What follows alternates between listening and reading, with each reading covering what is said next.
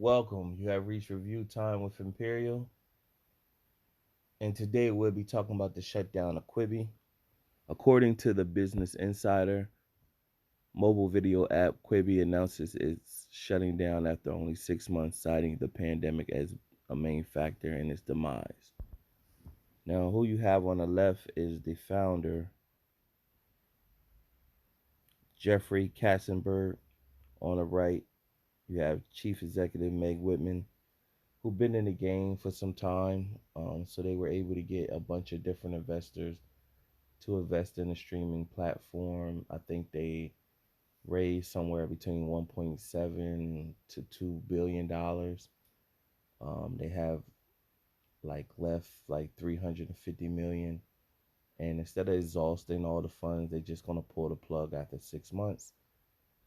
I guess their data shows that the reason they didn't get as much subscription or subscribers was because of the pandemic. But everybody during this pandemic is watching content from streaming platforms. And this was a mobile based platform where, they basically, I guess they figured that you could just be on the go and tap in on your phone and just watch the content and watch it wherever you are as long as you're connected to the internet. The biggest problem that I see is that the whole cutting the cord campaign was to stop paying the big cable bill from cable companies and go on streaming platform and just watch the content, shows and movies that you want to watch. But now everybody got a streaming platform, so if you get all of these streaming platforms, then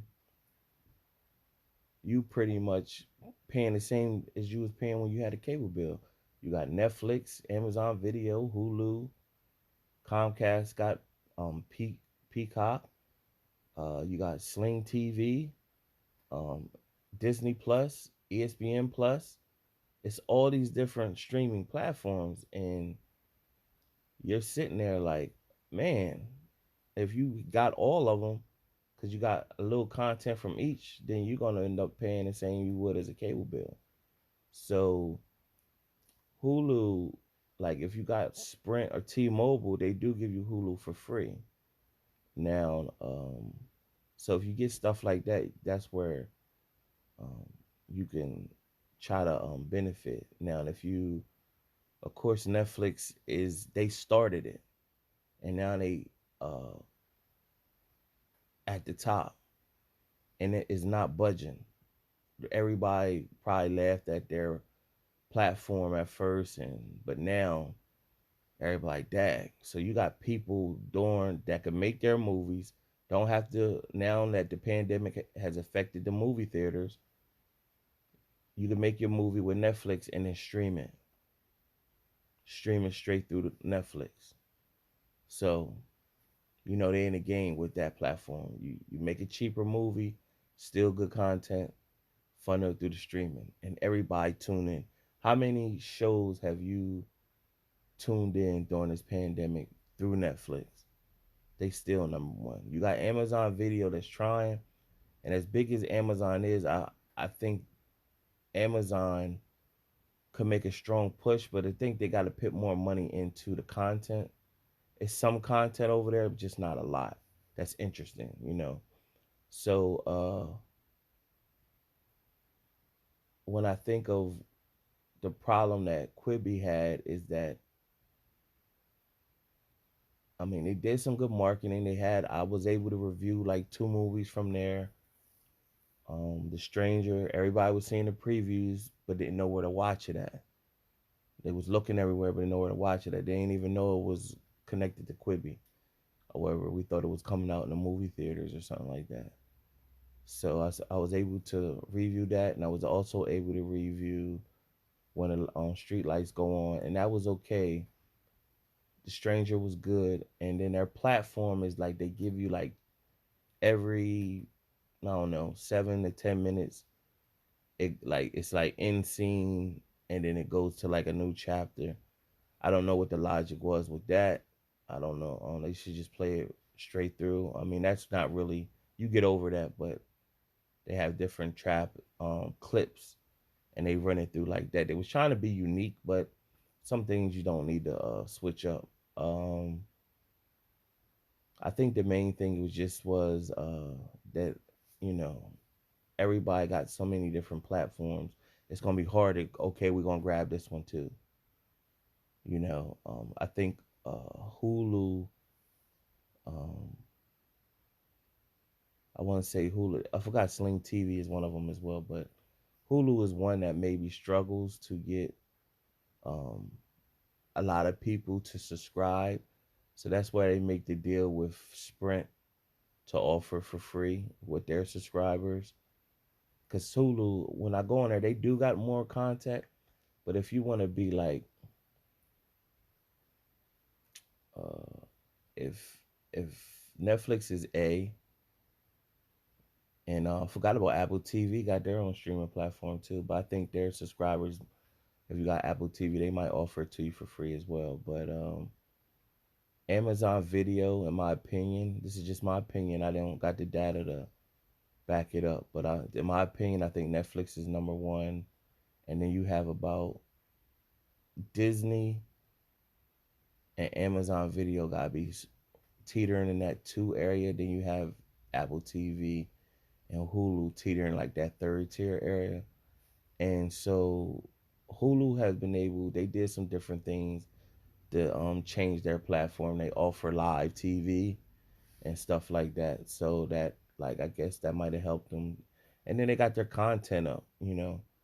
So Hulu is okay.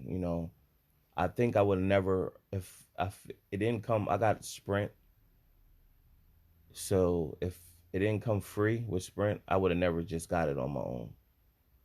Uh, Also, Amazon Video, I got the Prime package, so that comes free as well.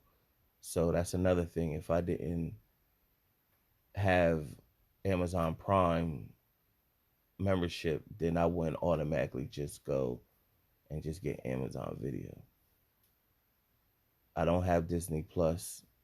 They're gonna have to build more content up over there to make most of us to say, "Hey, I'm gonna get Disney Plus." Now, if you got little kids and stuff like that, then I can see why. You're looking at the Star Wars, the Maturing, um, but once they start launching that like Marvel content series and all that, then that will start to bring people over. Maybe I know they tried to launch that Milan movie, but that was a bust. I think they tried, from what I heard, like $30 to watch it, like because of the movie theater situation.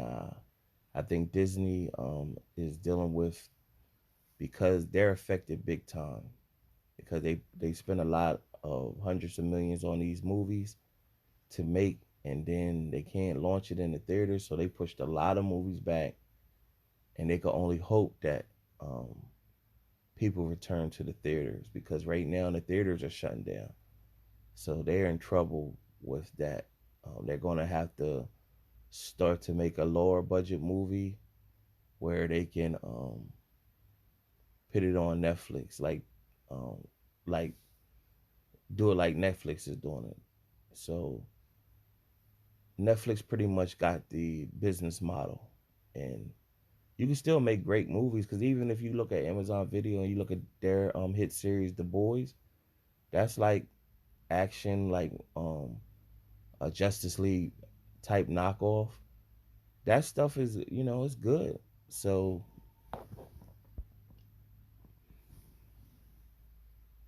that stuff is good. So it could be done. But that's back to the main theory of this whole streaming platform with the Quibi. I believe like I think I read their assets that they have, like the movies.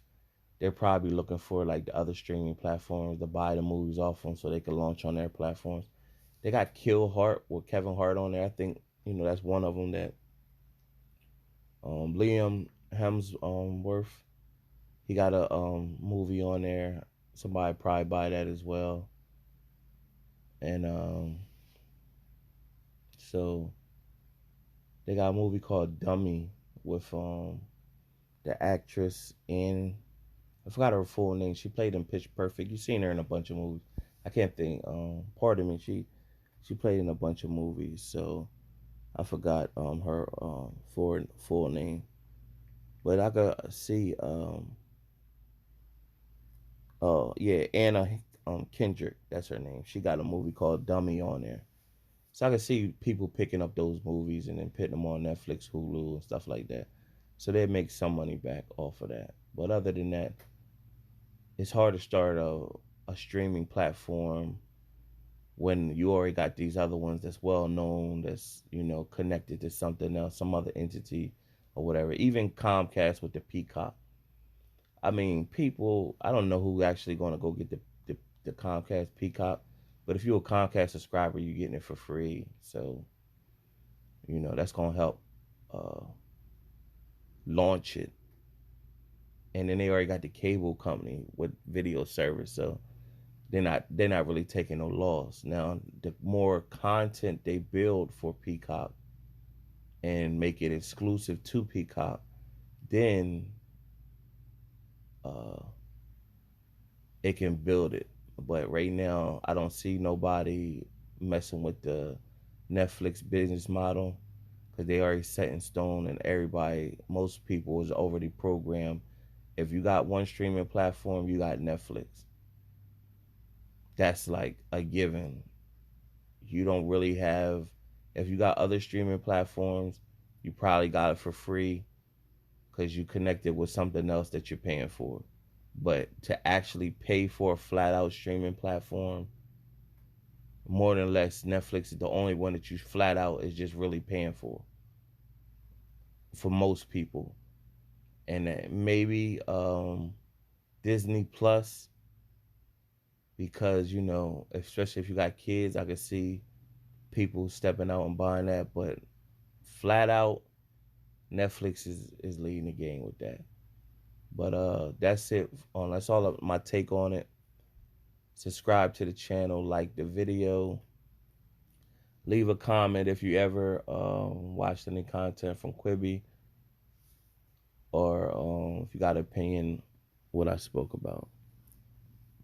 Till next time.